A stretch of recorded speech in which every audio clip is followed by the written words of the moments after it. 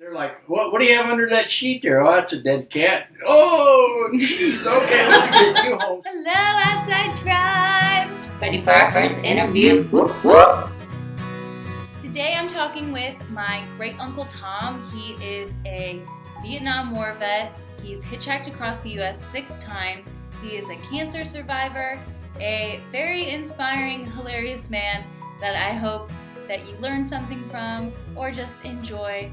Also, this interview was pretty long, so I split it up into 3 parts. The first 2 parts are about his hitchhiking adventures, and the third part is the Be an Outsider questions that I asked myself in the first video.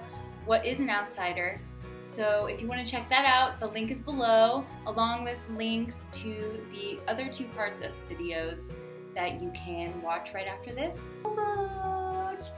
So I would definitely recommend watching all 3. Definitely the last one, the part 3 where I do the outsider questions, because he just dropped a lot of wisdom and I think that you would get something out of it. So stay tuned. Thanks for meeting with me. You're certainly welcome. Nice to see you again. Nice to see you. Nice to have you in St. Louis. I wanted to talk to you because I thought you had a pretty interesting story. So you've hitchhiked across the U.S. 6 times? Yes. 6 times. 1 time, 2 times, 3 times, 4 times, 5 times, 6 times. Starting in San Diego and going to different places. Just a reminder to please like the video and subscribe to my channel. Thanks.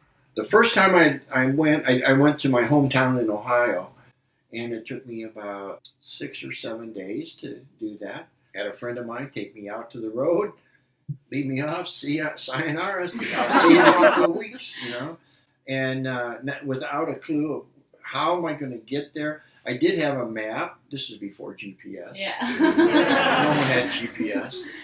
And so I kind of mapped out a route following the interstates and then to my hometown, which is on Interstate 80. Yeah. When you were hitchhiking, it was usually because you were traveling, like you needed to go from point A to point B, and that was just Well, the what only had way. what had happened was I'd had an automobile, Mm-hmm. but someone totaled it out, and scrunched it up real bad. It was only, the judge said, it's worth $200.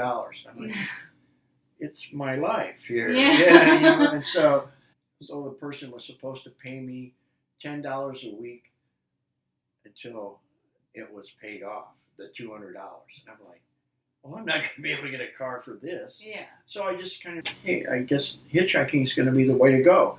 So I hitchhiked to school. I would hitchhike from Pacific Beach up to San Diego State.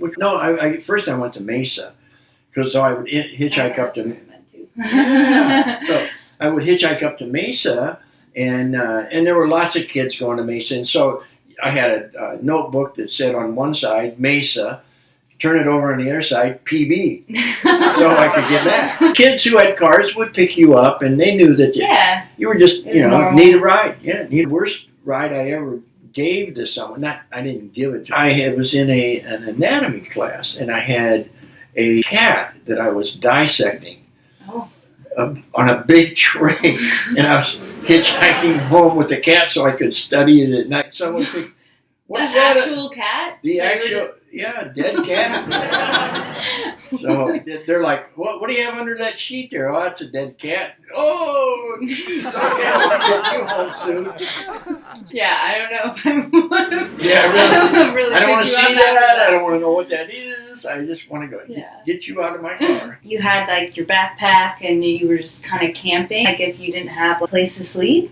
You know, I always seem to have a place to sleep. I'd sleep in cars, and then somebody let you out, and I'd kind of groggily wake up and go, okay, sure. Probably the longest I ever waited was a day to get a ride, and that was a long time. That's a long time. But other times, I don't think I didn't wait very long, maybe an hour at most, in most places where I was at. It was scary to go through places that seemed to have not such liberally minded people. They would go by and they'd throw stuff at you, you know?